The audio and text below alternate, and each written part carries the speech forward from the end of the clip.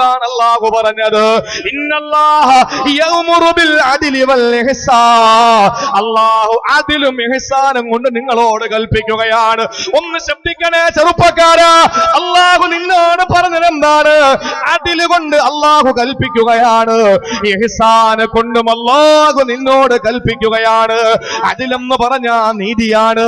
സഹോദരങ്ങളെ, നീതി പടപ്പിനോട് മാത്രമല്ല പടച്ചവനോടുമുണ്ട്. നീതി പടച്ചവനോട് നീതി പുലർത്താനുണ്ട്. അല്ലാഹുവിനോടുള്ള നീതി ഏതെന്നറിയോ?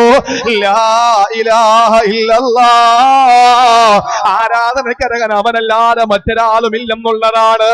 മുഹമ്മദ് റസൂലുള്ളാഹ്, അല്ലാഹുവിന്റെ റസൂല് മുഹമ്മദ് പ്രവാചകനാണ്. അല്ലാഹുവിന്റെ പ്രവാചകനാണ് മുഹമ്മദ് നബി, അല്ലാതെ ദൈവമല്ല. മുഹമ്മദിയ മതമല്ല. മുഹമ്മദ് നബി 1.25 ലക്ഷത്തോളം വരുന്ന പ്രവാചകന്മാരിൽ അവസാനത്തെ പ്രവാചകനാണ്, പ്രബോധകനാണ്. സഹോദരങ്ങളെ, അല്ലാഹു പറയുന്നു അതിലുകൊണ്ട്. അതിലേതാണ്? പടച്ചവനോടുള്ള നീതി ഏതാണ്?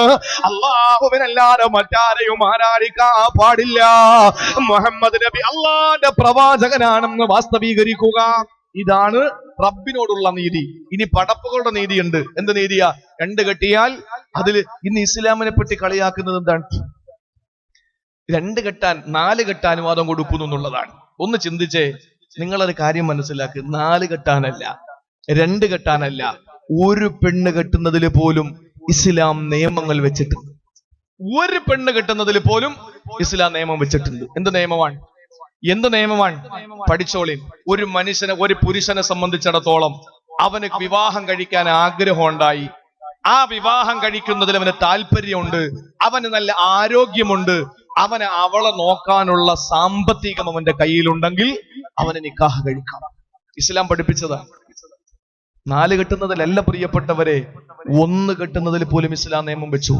ആരോഗ്യമൊന്നുമില്ല, കല്യാണം കഴിക്കണ്ട. പൈസയൊന്നുമില്ല, നീ പെണ്ണ് കെട്ടണ്ട. ആഗ്രഹമല്ല, പെണ്ണിട്ട കാര്യമില്ലല്ലോ. ആഗ്രഹം കൊണ്ട് ഉസ്താദേ, പൈസ ഇല്ല, ആരോഗ്യമൊക്കെ ആവശ്യത്തിനുണ്ട്, പക്ഷെ പൈസയൊന്നുമില്ല. അള്ളാഹുവിന്റെ ദീൻ പറഞ്ഞ എന്താ? എന്ന മര്യാദയ്ക്ക് നോമ്പും പിടിച്ചിട്ട് പള്ളിയിൽ പോയിരുന്നു. നബി മുഹമ്മദ് മുസ്തഫ. ആഗ്രഹം ഉണ്ടായ പോലെ, ആഗ്രഹം ആർക്കും ഉണ്ടാവും. പക്ഷേ അവളെ പോറ്റാനും, അവൾക്ക് മഹർ കൊടുക്കാനും, അവൾക്ക് ആഹാരം വാങ്ങിക്കൊടുക്കാനും, കൊല്ലത്തിൽ 2 ജോഡി വസ്ത്രം വാങ്ങിച്ചു കൊടുക്കാനും കുറഞ്ഞത് പ്രശ്നമൊന്നും ഉണ്ടാക്കണ്ട.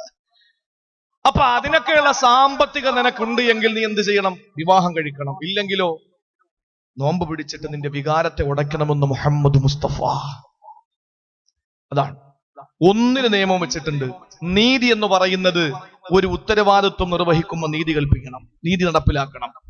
പെണ്ണ് കെട്ടുമ്പോ 1-ലധികം ഭാര്യമാരുണ്ടെങ്കിൽ നീതി പുലർത്തണം. മക്കളുണ്ടെങ്കിൽ അതിൽ നീതി പുലർത്തണം. മാപ്പയും ഉമ്മയും ഉണ്ടെങ്കിൽ അതിൽ നീതി പുലർത്തണം. നമ്മുടെ ഉത്തരവാദിത്വങ്ങളിൽ നീതി ഉണ്ടാകണം നമുക്ക്. അത് എല്ലാവരോടും, അയൽവാസികളുടെ നീതിയുണ്ട്, മറ്റുള്ള സമുദായത്തോട് നീതിയുണ്ട്, ഒക്കെ നമ്മൾ നീതി പുലർത്തുന്നത്. അള്ളാഹുവിന്റെ ഏറ്റവും വലിയ കൽപ്പനാവാചകം ഇതാണ്, ഇന്നല്ലാഹ യഅ്മുറു ബിൽ അദ്ൽ.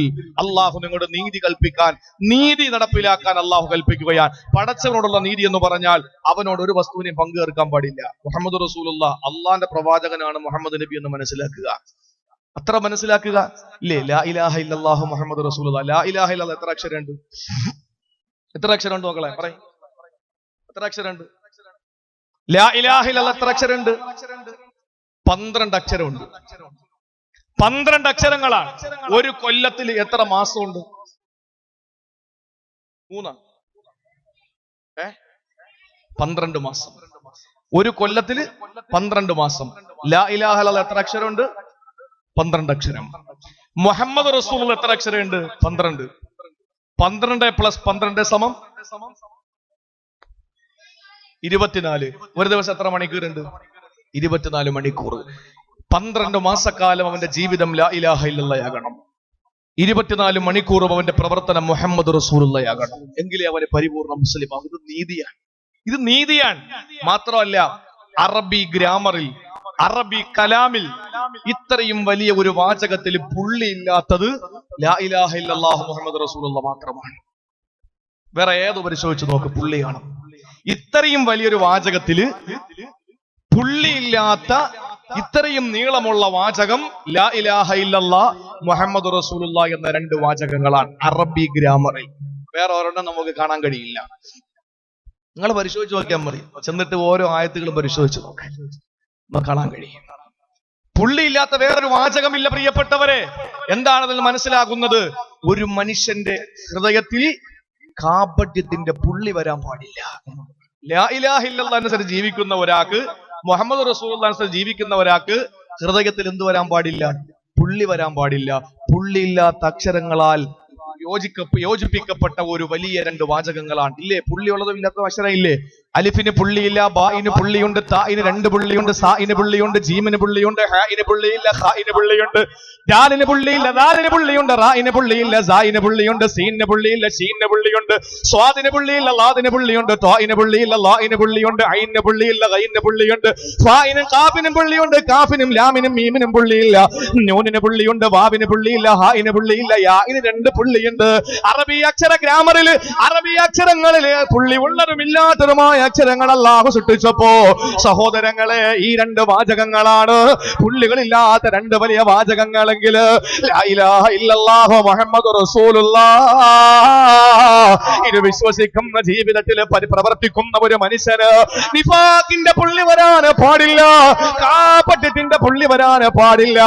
അല്ലാഹു ആദ്യമായിട്ട് കൽപ്പിച്ചത് അതിലാണ്, നീതിയാണ്. റബ്ബിനോട് നീതിയുണ്ട്, ലാ ഇലാഹ ഇല്ലല്ലാഹു മുഹമ്മദുർ റസൂലുള്ളാഹ്. പടപ്പിനോട് നീതിയുണ്ട്. അതെങ്ങനാണ്? നീതി കൽപ്പിക്കലാണ്, നീതിയോടെ ജീവിക്കലാണ്. രണ്ടാമതല്ല പറയുകയാണ് വൽ ഇഹ്സാൻ.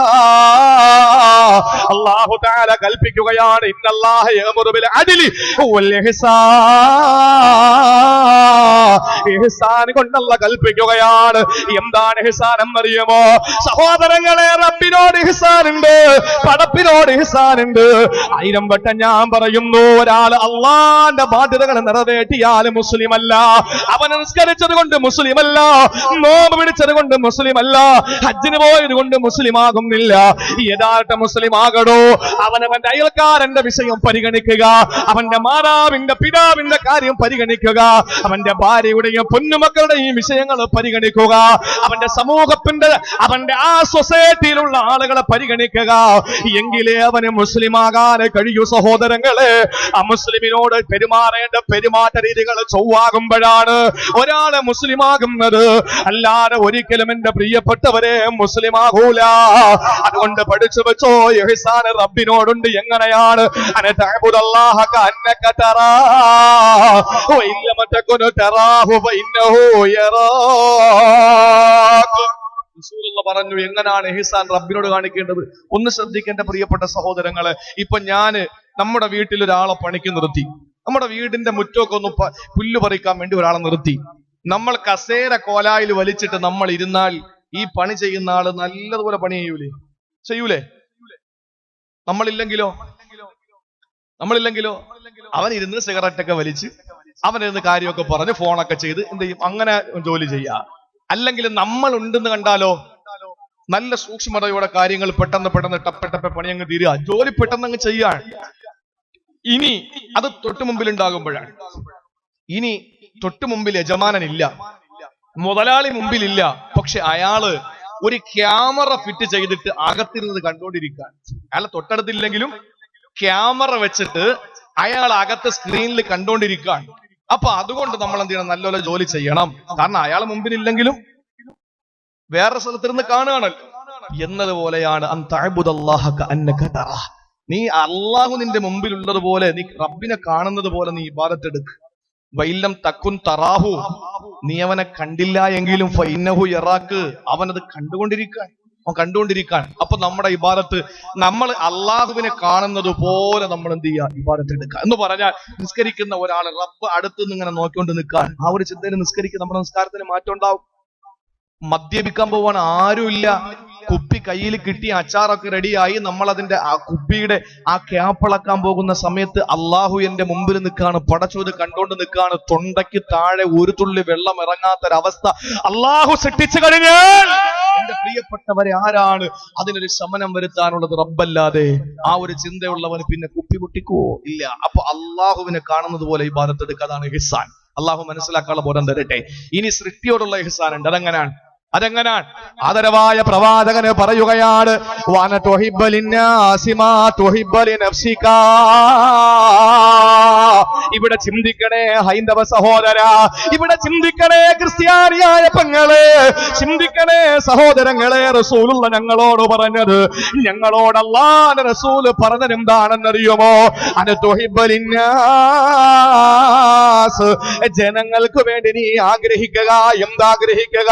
മാ തുഹിബ്ബു ലിനഫ്സിക, നിനക്കെന്ത് ആഗ്രഹിക്കുന്നുവോ ജനങ്ങൾക്ക് വേണ്ടി കൊതിക്കുക.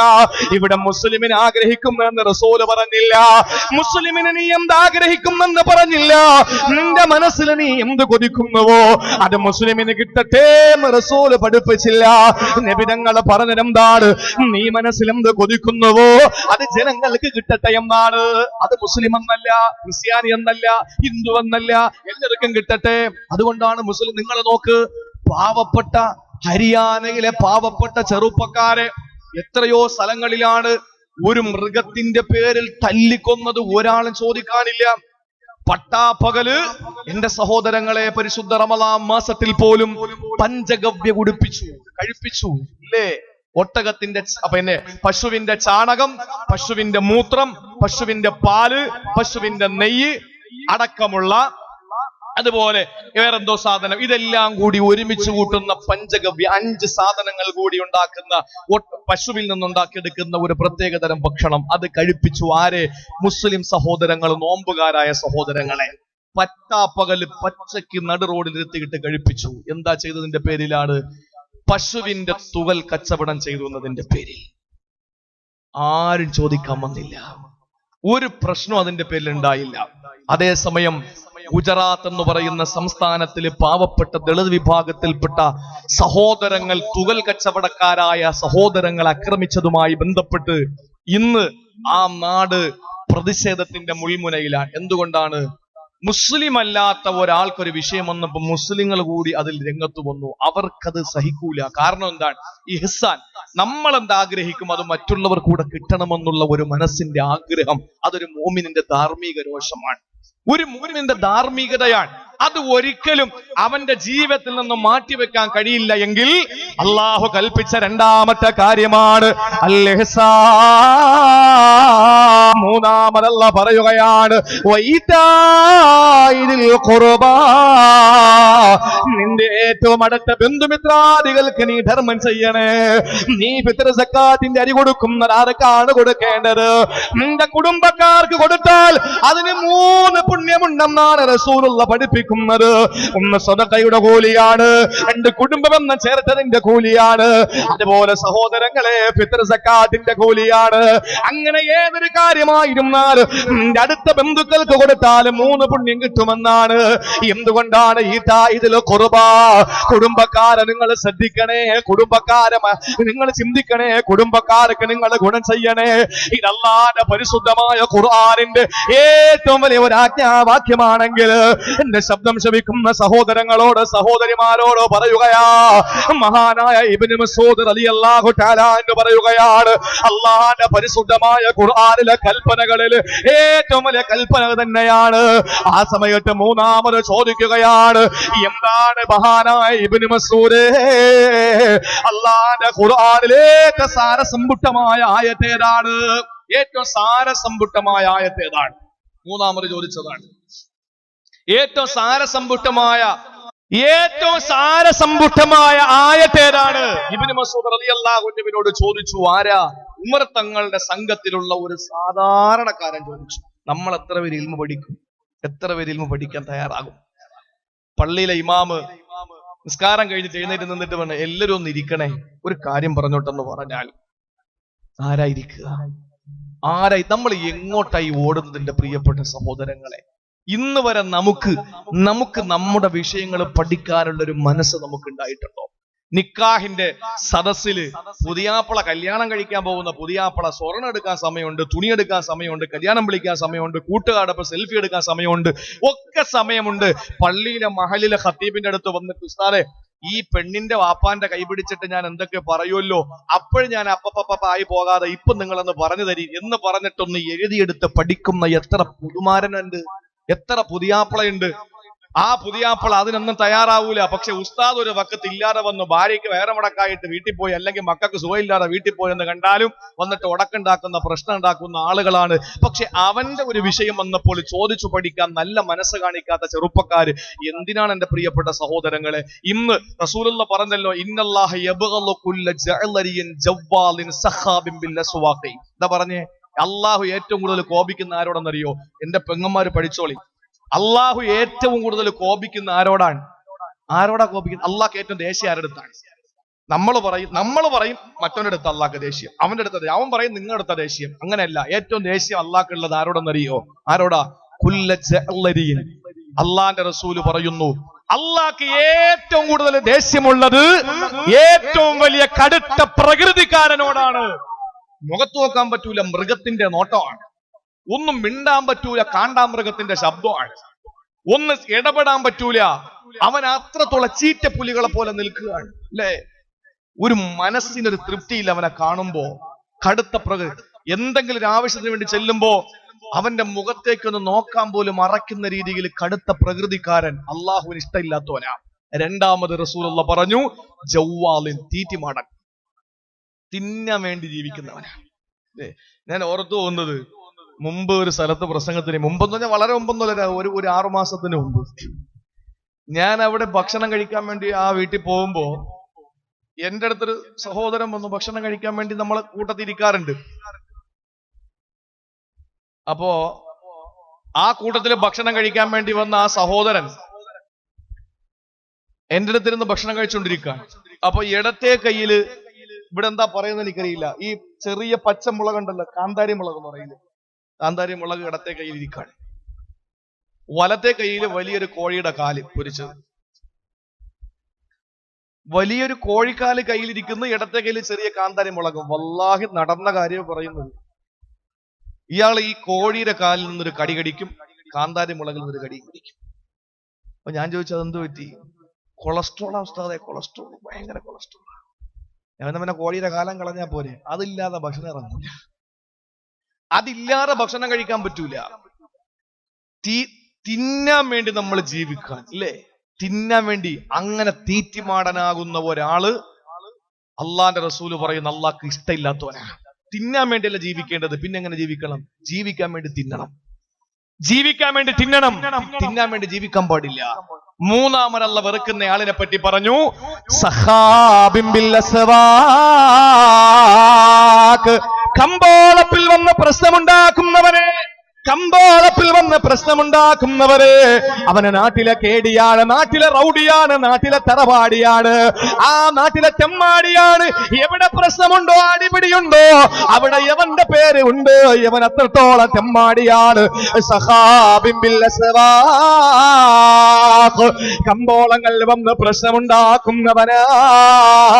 എന്നിട്ട് അല്ലാഹുവിന്റെ റസൂല് പറയുന്നു, ജീഫത്തും ബില്ലൈൽ, രാത്രി അവനെ ശവമാണ് എന്ന് പറഞ്ഞാലും എന്തോരൊറക്കമാണ്. ഭാര്യ കുട്ടിയാലും എണീക്കൂല, ഭാര്യ കരച്ചിലാണ്, ഭാര്യ കരച്ചില. കാരണം എന്തേ? അവന് ശവം തന്നെയാണ്. എഴുന്നേക്കൂല, അവന്റെ മക്കളുടെ കാര്യം നോക്കൂല, ഭാര്യയുടെ കാര്യം നോക്കൂല. ഒന്നാ കൂർക്കം വലിച്ച് ശവത്തെ പോലെ കിടക്കുകയാ. ആദരവായ പ്രവാചകൻ പറയുന്നു, പിന്നെ അവന്റെ പ്രത്യേകത എന്തെന്നറിയുമോ? അല്ലാഹുവിന്റെ റസൂല് പറയുന്നു, ഹിമാരിൻ ബിന്നാർ. പകലിലാണെങ്കിലോ അവന് കഴുതയെ പോലെ പണിയെടുക്കുന്നവനാണ്. പണിയെടുക്കുന്നതിന് തടസ്സമില്ല, അവന് പണിയെടുക്കുന്നതിന് മടിയില്ല. എത്രോ കിലോ എടുത്ത് തലയിൽ വെച്ചാൽ ചുമന്നു കൊണ്ടുപോകും. അവൻ അതിന് നല്ല മടിയില്ലാത്തവനാണ്. രാത്രി വന്ന് ശവത്തെ പോലെ കിടക്കുന്നവനാ.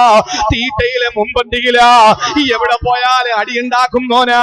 അതുപോലെ തന്നെ അല്ലാഹുവിന്റെ റസൂല് പറയുന്ന കടുത്ത പ്രകൃതിക്കാരനാണ്. നബി തങ്ങൾ പറയുന്നു, ആലിമുൻ ബിദ്ദുനിയാ, ദുനിയാവിന്റെ ഏത് കാര്യങ്ങളും അവനറിയാ. പക്ഷെ ജാഹിലും ബിഅംറിൽ ആഖിറ, ആഖിറത്തിന്റെ ഒരു കാര്യവും അവനറിയില്ല. നിസ്കാരത്തിന്റെ ഫർള് ചോദിച്ചാൽ അവനറിയില്ല, ഒളമുറിയുന്ന കാര്യം ചോദിച്ചാൽ അവനറിയില്ല. പക്ഷേ ഒരു ചെറിയ വലിയൊരു മൊബൈൽ എടുത്ത് കയ്യിൽ കൊടുത്താൽ ബറാക് ഒബാമയും അവനും കൂടെ ഒരുമിച്ച് തോളിൽ കൈയിട്ട് കാങ്കോൽ പള്ളിക്കകത്തിരിക്കുന്നത് ഉണ്ടാക്കിയെടുക്കും. മൊബൈൽ കണ്ടിട്ടില്ലേ? ബറാക് ഒബാമയും അവനും കൂടി കാങ്കോൽ പള്ളിയിലെ ഹൗലിനകത്ത് ഒളു ചെയ്തുകൊണ്ടിരിക്കുന്നതായിട്ട് അവന് മൊബൈലിൽ സെറ്റപ്പ് ആക്കി എടുക്കുക. കാര്യം എന്താ? നല്ല നൈപുണ്യമാണ് ആ വിഷയത്തിലൊക്കെ. ദുനിയാവിന്റെ എല്ലാ കാര്യത്തിലും അവന് നൈപുണ്യമുണ്ട്. പക്ഷെ ആഖിറത്തിന്റെ കാര്യം ചോദിച്ചാലോ, മോനെ ഒളു മുറിയുന്ന കാര്യം എത്ര? അത് അവനറിയില്ല. എത്ര പേർക്കറിയാം? അതുകൊണ്ട് പ്രിയപ്പെട്ട സഹോദരങ്ങളെ, പഠിക്കും. അള്ളാന്റെ പരിശുദ്ധ ഖുർആനിലെ ഏറ്റവും സാരസമ്പുഷ്ടമായ വാക്യം ഏതാണെന്ന് ഇബ്നു മസ്ഊദിനോട് ചോദിക്കുമ്പോൾ അദ്ദേഹം പറഞ്ഞ മറുപടി എന്താണെന്നറിയോ? ഏറ്റവും സാരസമ്പുഷ്ടമായ ഈ ഒരൊറ്റ പ്രസംഗം മതി. ഏത് പ്രസംഗം? എന്റെ പ്രസംഗമല്ല, ഇബ്നു മസ്ഊദ് തങ്ങൾ പറഞ്ഞ ആ ഒരു ആയത്ത് മാത്രം മതി ഒരാൾ നന്നാവാൻ. അത്ര വലിയ സാരസമ്പുഷ്ടമായ ആയത്ത് ഏതാണ്? പഠിച്ചോളി. അള്ളാഹു മനസ്സിലാക്കാനുള്ള തൗഫീക്ക് നൽകി അനുഗ്രഹിക്കുമാറാവട്ടെ.